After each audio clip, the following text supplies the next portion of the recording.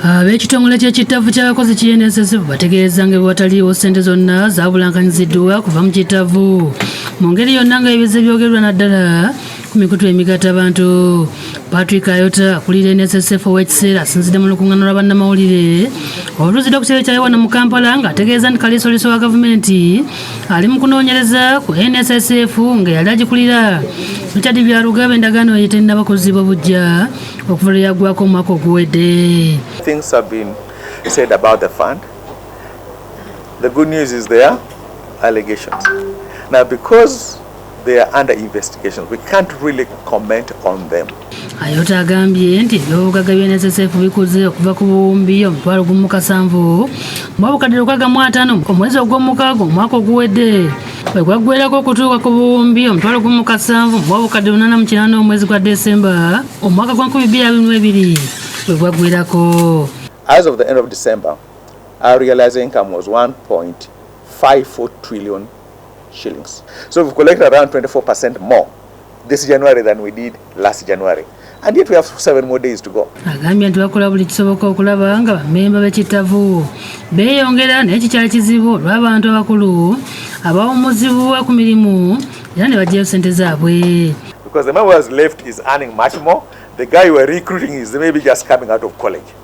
So you need 12 of them to replace this one man. Ayota era agambye nti Nssf tesobola kuwola gavumenti ssente okukola emirimu gy'eggwanga wabula ng'eyita mu kutunda emisingo oba treasury bonds ekiteekebwa katale banka enkulu nga gibaako amagoba agamanyiddwa.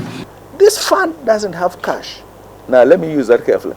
We have money, but it's not cash that is invested, it's in the bank, and the process to get that involves so many layers. But you cannot. It's not something that you just get there. So don't worry about that. Yeah, they've made calls. But somebody will tell them to their face, we can't do it because against the law, and they go back off. Ebyo bibeereddewo ng'omumyuka wa Speaker Thomas Taibu ataddewo akakiiko k'abantu 7 okunoonyereza ku mivuyo egiri mu Kittavvu ky'abakozi kino ekifuuse kasobeza.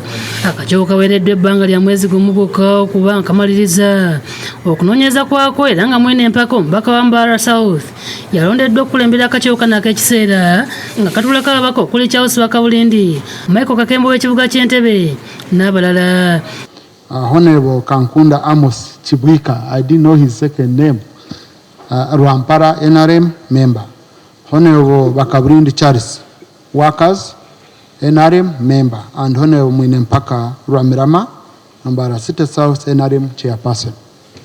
So they are supposed to report back within 1 month. Ezimu ku nsonga zibagenda okusinga okutunuulira kuliko ey'okuba obanga mu Kittavvu wakyaliyo omunwe gw'ennusu era obanga zikwatibwa bulungi ssaako okwekenneenya emivuyo emirala egiriyo egyewanisiza emitima bannayuganda abaterekayo n'ensonga y'oyo aba yalondeddwa okulira ekittavvu.